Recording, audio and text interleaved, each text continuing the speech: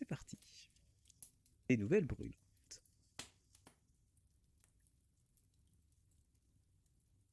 Les cousins se séparèrent en arrivant à Kerval.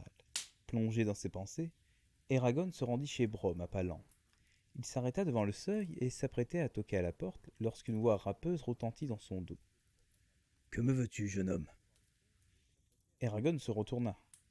Derrière lui... Elle est pas bien la voix de Brom, on va la modifier. Derrière lui se tenait Brom, appuyé sur un bâton noueux bizarrement sculpté. Il portait une tunique brune, munie d'un capuchon, qui ressemblait à la robe de bure d'un moine. Une bourse pendait à sa ceinture de cuir. Dominant sa barbe blanche, un nez aquilin, fier, donnait un caractère particulier à son visage. Ses yeux, enfoncés profondément dans leur orbite, étaient comme tapis dans l'ombre de ses sourcils froncés. L'homme attendait une réponse. Eragon la lui fournit. « Je suis venu vous poser des questions. Ororan avait besoin de faire réparer un outil et je l'ai accompagné, afin de profiter de vos connaissances, si vous le voulez bien. » Le vieil homme grogna et gagna la porte. Eragon remarqua une bague dorée à sa main droite. Le soleil se prit dans le saphir enchâssé dans l'anneau, révélant le symbole mystérieux gravé sur le bijou. « Ancre, puisque tu es là. »« Non. »« Ancre. »« Ancre. » Non, j'arrive pas à faire une bonne voix, on va faire une voix normale. « Ancre, puisque tu es là. » grommela Brom. « Nous serons toujours mieux dedans pour discuter. D'autant que tu as l'art de poser des questions qui n'en finissent pas. » À l'intérieur, il faisait noir comme dans un four. Une odeur âcre et lourde flottait dans l'air. « Voyons voir, » marmonna le vieil homme. Eragon l'entendit farfouiller, jurer à voix basse, lorsqu'un objet se brisa sur le sol, puis triomphait. « Ah ah, nous y voilà !» Une étincelle blanche fusa. L'instant d'après, une flamèche s'alluma. Brom s'empara d'une bougie, qu'il plaça près d'un âcre en pierre. Devant la cheminée, au milieu des piles de grimoires, se graissait un fauteuil en bois à haut dossier, richement sculpté. Ses quatre pieds avaient la forme de cerfs de rapace. Des coussins en cuir, ornés d'un motif tarabiscoté, représentant une rose grimpante, rendaient le siège et le dossier plus confortables. D'autres fauteuils, moins majestueux, étaient encombrés de tas de rouleaux. Des encriers et des plumes jonchaient un bureau. « Trouve-toi une petite place, » grogna le compteur. « Mais par les rois disparus, fais donc attention. Ici, tout est précieux. » Eragon enjamba avec précaution de vieilles feuilles de parchemin couvertes de runes énigmatiques. Il débarrassa une chaise de rouleau craquelée et les posa doucement sur le sol. Un nuage de poussière s'éleva quand il s'assit. Il retint un éternuement. Brom se pencha afin d'allumer le feu à l'aide de la bougie. « Ah » lâcha-t-il en se redressant. « Rien ne vaut un bon siège et un bon feu. » Il retira sa capuche, dévoilant une chevelure non pas blanche mais argentée. Puis, il accrocha une bouilloire à la crémaillère et s'assit dans son fauteuil. « Alors, qu'est-ce qui t'amène » demanda-t-il à sa manière abrupte, quoique dénuée d'hostilité. « Eh bien, j'ai entendu beaucoup d'histoires sur les dragonniers, et les exploits qu'on leur attribue. La plupart des gens que je connais semblent souhaiter ardemment leur retour, mais je n'ai jamais entendu quoi que ce soit sur leur début. Comment se sont-ils formés? D'où venaient les dragons? Qu'est-ce qui rend les dragonniers si spéciaux? Hormis les dragons, bien sûr. » « C'est tout ce que tu veux savoir ?» ironisa Brom, qui fixait son interlocuteur d'un regard perçant. « Si je te racontais l'histoire de la confrérie en entier, nous serions encore ici lorsque l'hiver reviendrait. Je vais devoir réduire mon récit à des dimensions plus raisonnables. Attends, d'abord il me faut ma pipe. » Eragon attendit sans trop d'impatience que le vieil homme allumât sa bouffade. Il appréciait Brom. L'homme était parfois irascible. Cependant, il ne rechignait jamais à consacrer du temps à Eragon. Un jour que le garçon lui avait demandé d'où il venait et où il avait vécu avant d'arriver ici, Brom avait éclaté de rire. « Je suis né dans un village qui ressemble fort à Kerval, » avait-il déclaré, à ceci près qu'il est encore moins intéressant. Loin de satisfaire Eragon, cette réponse avait piqué sa curiosité, et il avait interrogé son oncle. Garros savait seulement que Brom avait acheté une maison à Kerval une quinzaine d'années plus tôt. Depuis, le conteur vivait là paisiblement. Le vieil homme tira quelques bouffées de sa pipe, puis il sourit. « Là, comme ça, nous n'aurons pas à nous interrompre. Sauf pour le thé, bien sûr. Donc, les dragonniers, que les elfes appellent aussi les Surturgarl. Par où commencer ? Longue est leur histoire. Elle s'étend sur des siècles. Grand fut leur pouvoir. À leur apogée, les Dragonniers contrôlaient un territoire 2 fois plus vaste que l'Empire. Innombrables sont les récits de leurs hauts faits, mais la plupart sont erronés. Si l'on devait croire les légendes qui courent à leur sujet, on s'imaginerait aisément qu'ils avaient au moins les pouvoirs d'un dieu mineur. Certains chercheurs ont voué leur vie à cette tâche improbable, séparer les récits authentiques des contes fantaisistes. Je doute qu'aucun d'eux n'y parvienne jamais. Néanmoins, ce défi peut être relevé si on se concentre exclusivement sur les 3 périodes que tu as désignées. La formation des Dragonniers, les sources de leur renommée et l'origine des dragons. Permets-moi de commencer par ce dernier point. Eragon se cala sur son siège, décidé à ne pas perdre un mot de ce que le vieil homme allait révéler. L'existence des dragons n'a pas de début, si ce n'est la création de la Lagaesia elle-même. Et elle ne connaîtra pas de fin, sinon quand le monde disparaîtra, car les dragons souffrent comme souffre la terre. Ce sont eux qui, les premiers, peuplèrent notre région. Eux, les nains et quelques créatures diverses. Ils y vécurent heureux avant tous les autres, forts et fiers dans leur gloire originelle. Leur monde demeura intact jusqu'à l'arrivée des elfes, qui débarquèrent sur la côte dans leur bateau d'argent. Et les elfes, d'où venaient-ils intervint Eragon. Et pourquoi les appelle-t-on le beau peuple? Je croyais qu'ils n'étaient que légendes. Brome grimaça. Veux-tu avoir une réponse à tes questions? Ou te perdre dans les méandres obscurs de ton ignorance? Je suis désolé, murmura le garçon en baissant la tête pour mimer la contrition. Menteur, répliqua Brome d'une lueur d'amusement dans le regard. Il se tut, posa les yeux sur le feu et regarda les flammes lécher le cul de la bouillarde. En fait, ça me cassait la voix. Il faut que je passe une autre fois. En quelques mots, reprit-il, les elfes ne sont pas des êtres mythologiques. Ils existent bel et bien. On les appelle le beau peuple parce que leur espèce dépasse en grâce toutes les autres. Et ils viennent d'Alalea, un pays dont personne sauf eux ne sait ce qui s'y cache, ni où il se cache. Les sourcils broussailleux du vieil homme se hérissèrent lorsqu'il déclara. Et maintenant, si je peux poursuivre mon histoire, voici ce que je déclarerai. Les elfes qui débarquèrent en Alagaësia étaient fiers et forts, comme les dragons. Ils tiraient leur puissance de la magie. D'abord, ils considérèrent les dragons comme des animaux. Cette méprise engendra une erreur fatale. Un jeune elfe turbulent craqua un dragon. Il le poursuivit ainsi qu'il aurait poursuivi un cerf, et il le tua. Furieux, les dragons à leur tour chassèrent le chasseur et vengèrent leurs congénères. Hélas, le bain de sang ne s'arrêta pas là. Les dragons se réunirent et attaquèrent le peuple des elfes dans son ensemble. Abasourdis par ce terrible malentendu, les assaillis essayèrent de mettre un terme aux hostilités, sans succès, car ils ignoraient comment communiquer avec les dragons. S'ensuivit alors une guerre très longue et très sanglante, que les deux parties déplorèrent plus tard. Dans les premiers temps, les elfes n'acceptèrent le combat que pour se défendre. Ils n'aspiraient qu'à stopper l'escalade de la violence. Mais la férocité et la rage des dragons ne leur laissèrent point le choix. Ils devaient attaquer à leur tour, afin d'assurer leur survie. La guerre dura 5 ans, et l'hécatombe aurait continué longtemps si un elfe n'avait pas trouvé un œuf de dragon. Cet elfe s'appelait Eragon. Le conteur jeta un regard en coin à son visiteur. Tu ne savais pas que tu avais un homonyme célèbre? Non? Et encore moins que je portais un prénom d'elfe, songea le garçon tandis que l'eau sifflait dans la bouilloire. Brome prit 2 tasses près de lui, y mit quelques feuilles, y versa l'eau frissonnante et commenta. Alors, je suis sûr que la suite va t'intéresser. Mais ne laisse pas infuser longtemps, sinon ton thé sera trop fort.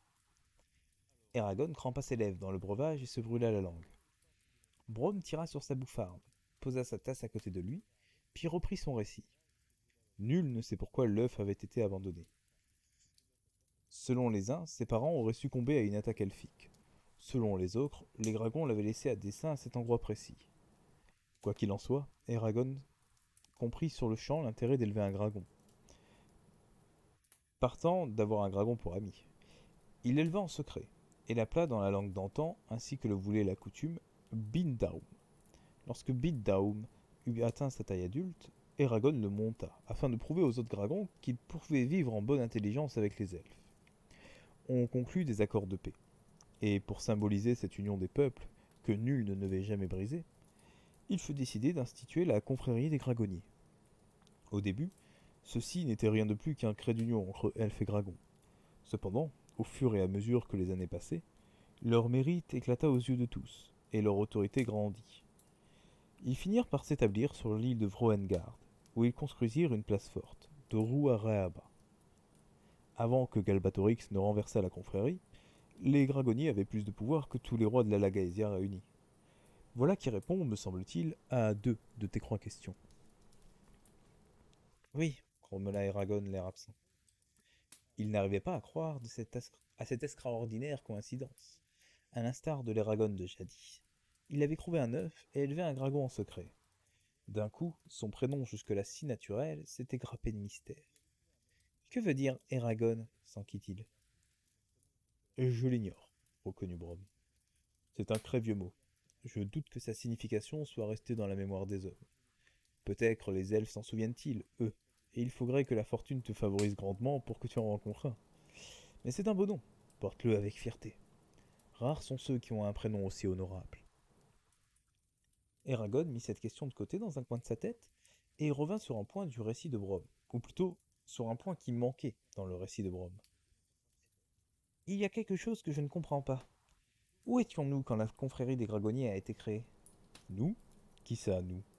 Nous tous. Les humains en général. Le conteur rit, puis expliqua. Nous ne sommes pas plus natifs de cette terre que les elfes. Nos ancêtres sont arrivés 3 siècles après le beau peuple. C'est alors qu'ils ont pu s'intégrer aux Gragonniers. C'est impossible. Nous avons toujours vécu dans la vallée de Palancar. Non, pas toujours. Disons que la plupart d'entre nous sont les descendants de ceux qui vivaient dans la vallée. Tu en es un bon exemple, Eragon. Même si tu te considères comme un membre de la famille de Garo, avec raison, ton père n'était pas d'ici. Cette vallée est vieille et ne nous a pas toujours appartenu. Eragon reprit une gorgée de thé. Il était encore assez chaud pour lui brûler le gosier. La vallée de Palancar, c'était chez lui. Quelle qu'eût été l'origine de son père et quoi qu'en dit Brom? Qu'est-il arrivé aux nains après que les Gragonniers ont été pris à partie par les parjures demanda-t-il agacé. On ne le sait pas avec certitude. Ce qui est sûr, c'est qu'ils ont combattu aux côtés des Gragonniers au cours des premières batailles. Mais lorsqu'il fut évident que Galbatorix allait l'emporter, ils scellèrent les entrées connues de leur tunnel et ils disparurent sous terre. À ma connaissance, on n'en a plus jamais revu un seul depuis lors. Et les dragons? Que sont-ils devenus? Ils n'ont quand même pas été tués jusqu'au dernier. Ah, c'est le plus grand mystère de la Lagaesia. Combien de dragons ont survécu après les meurtres que perpétra Galbatorix dans leur rang? Le roi épargna les dragons que montaient les parjures. Pourtant, on ne leur connaît pas de descendants. Si d'autres dragons hormis Shurikan sont en vie, ils se sont extrêmement bien cachés, car nul n'en a jamais entendu parler. Alors, d'où vient mon dragon? Songea Eragon. Les Urgal étaient-ils déjà en Alagaesia lorsque les elfes ont débarqué demanda-t-il. Non, ils ont suivi les elfes sur les flots, tels les tiques à la recherche de sang à sucer. C'est face à eux que les dragonniers gagnèrent leur réputation, en multipliant les prouesses lors des combats menés pour maintenir la paix. Ah, cette histoire est si instructive. Quel dommage que le roi n'aime guère l'entendre. Il ne doit pas apprécier non plus le conte que tu as récité lors de la visite des marchands, supposa Eragon. Conte? Répéta Brom, des éclairs de colère dans les yeux. Si cette histoire est un conte, alors les rumeurs qui courent sur ma mort sont vraies, et tu parles avec un fantôme. Respecte le passé, c'est lui qui t'a façonné, ne l'oublie jamais. Le garçon attendit que le visage du vieil homme se détendît, avant de le questionner encore. Quelle taille atteignaient les dragons à l'âge adulte? Une volute de fumée noire tourbillonnait au-dessus de Brom, comme un orage miniature. Ils étaient plus gros qu'une maison. Même les plus petits avaient une envergure d'une trentaine de mètres, et ils ne cessaient jamais de grandir. Les plus vieux d'entre eux, avant que l'Empire ne les massacrât, étaient si imposants qu'on aurait pu les confondre avec de vastes collines. Eragon sentit son cœur se serrer. Il allait avoir du mal à cacher un dragon de cette taille. Il s'efforça de dissimuler son inquiétude en s'enquérant. À quel âge était-il adulte? Eh bien, fit Brom en se frottant le menton. Un dragon ne crachait pas de feu avant 5 ou 6 mois, par exemple. À cet âge-là, il pouvait se reproduire. Et plus il vieillissait, plus il était capable de souffler du feu longtemps, plusieurs minutes pour certains. Brom lâcha un rond de fumée, qu'il regarda flotter jusqu'au plafond. J'ai entendu dire que leurs écailles brillaient comme des diamants, reprit Eragon. Tu as bien entendu. Les écailles de dragon pouvaient avoir toutes les couleurs et toutes les formes. Regarder voler des dragons, c'était comme regarder un arc-en-ciel vivant. Mais qui t'a raconté ça? Un marchand, mentit Eragon. Comment s'appelait-il? Voulut savoir Brome. Ses sourcils froncés se rejoignaient en une épaisse ligne blanche. Les rides de son front s'étaient creusées. La pipe profita de ce répit pour s'éteindre. Eragon feignit de réfléchir. Je ne sais pas, dit-il enfin. Je l'ai entendu parler chez Morn, c'est tout. Dommage, grogna Brome. Il a aussi affirmé que les dragonniers communiquaient avec leur monture par télépathie, ajouta le garçon pour soutirer encore quelques informations au compteur. Celui-ci plissa les yeux. Calmement, il battit son briquet et ralluma sa pipe. De la fumée s'en éleva. Le vieil homme tira une longue bouffée. C'est faux, fit-il, sans marquer la moindre émotion. Aucune histoire ne parle de ça. Et je connais toutes les histoires. Que t'a-t-il dit, Docre? Rien, lâcha Eragon. Son manchant devenait inconfortable. Il préféra changer de sujet. Les dragons vivaient-ils très longtemps? Brome ne répondit pas immédiatement. Il avait reposé le menton sur sa poitrine. Ses doigts tapotaient le tuyau de la pipe. L'éclat du feu se reflétait sur son anneau doré. Excuse-moi, murmura-t-il enfin. J'avais l'esprit ailleurs. Oui, un dragon pouvait vivre très longtemps. En fait, il pouvait vivre éternellement, tant qu'il n'était pas tué, et que son dragonnier restait en vie. Comment le sait-on? Objecta Eragon. Si les dragons meurent quand meurt leur dragonnier, ils n'ont pas plus de 60 ou 70 ans d'existence devant eux. Durant votre récit, il me semble que vous avez dit que les dragonniers vivaient des siècles, c'est impossible. Le garçon était troublé à l'idée de vivre de longues années après que ses amis et ses proches seraient disparus. Un sourire éclaira les lèvres de Brome. Chacun est libre de croire ou de ne pas croire ce qu'on leur raconte. Ainsi, d'aucuns prétendent qu'on ne peut pas se déplacer ni survivre sur la crête. Et cependant, toi tu en es capable. Le possible et l'impossible ne sont parfois qu'une seule et même chose, envisagées sous deux angles différents. Il faut être fort sage pour se poser ces questions-là à ton âge. Eragon rougit, et le vieil homme se mit à rire doucement. Voyons, n'en prends pas ombrage, je te taquine. N'oublie pas que les dragons étaient magiques. Ils influaient sur ce qui les entourait d'une manière étrange. Les dragonniers qui les côtoyaient de près étaient les premiers témoins de ces phénomènes impossibles. Le plus commun était l'allongement de la durée de vie. Galbatorix, notre roi, a vécu assez longtemps pour en être un parfait exemple. Même si certains attribuaient cette longévité à ses propres capacités de magicien, il existait toutefois d'autres phénomènes moins spectaculaires. Tous les dragonniers étaient plus puissants physiquement et mentalement que le commun des mortels. Ils étaient aussi plus lucides. De surcroît, un dragonnier humain voyait ses oreilles devenir de plus en plus pointues, même si elles n'atteignaient jamais la finesse des oreilles elfiques. Eragon eut du mal à se retenir de porter la main à ses oreilles. Qu'est-ce que ce dragon va encore changer dans ma vie? Songea-t-il. Il pénètre mes pensées, et voilà qu'il peut aussi transformer mon corps. Les dragons étaient-ils intelligents? Demanda-t-il. Tu n'as pas écouté ce que je t'ai dit? S'emporta Brome. Comment les elfes auraient-ils pu conclure des traités et vivre en paix avec des brutes épaisses? Ils étaient aussi intelligents que toi et moi. Mais c'étaient des animaux, persista Eragon. Brome ricana. Pas plus que toi ou moi, encore une fois.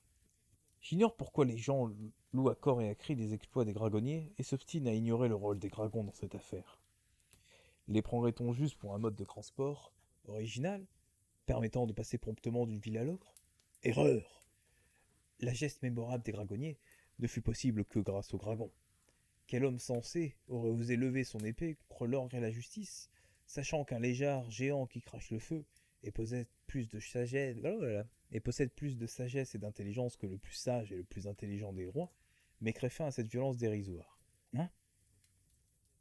Le conteur souffla un nouveau rond de fumée, et le regarda se dissoudre dans l'obscurité. En avez-vous déjà vu un? s'enquit Eragon. Non, pas. Les dragons avaient disparu bien avant ma venue au monde. Et maintenant la question du nom, pensa Eragon. J'essaye de me souvenir du nom d'un dragon en particulier, mais il m'échappe, dit-il. Je crois l'avoir entendu de la bouche du marchand. L'autre jour, mais je n'en suis pas sûr. Pourriez-vous m'aider? Brome haussa les épaules et se mit à énumérer en rafale. Il y eut Jura, Irador, Fundor qui ont combattu le serpent de mer géant, Galzra, Priam, Owen le Puissant, Chrétiem, Béroan, Roslarbe. Il ajouta beaucoup d'autres noms, et prononça le dernier si doucement qu'Aragorn l'entendit à peine. Et Saphira. Après un temps, Brome demanda en curant sa pipe. Était-ce l'un d'eux je ne crois pas, dit Aragorn. Bien, il se fait tard. Roran en a sans doute fini avec Horst. Je vais aller les rejoindre, même si je préférerais rester ici. Le comteur leva un sourcil. Quoi? Tu t'en vas? Je m'attendais à répondre à tes questions jusqu'à ce que ton frère vînt te chercher. Les tactiques de combat des dragons ne t'intéressent pas? Tu n'es pas curieux de savoir à quoi ressemble un champ de bataille vu du ciel? Tu as appris tout ce que tu désirais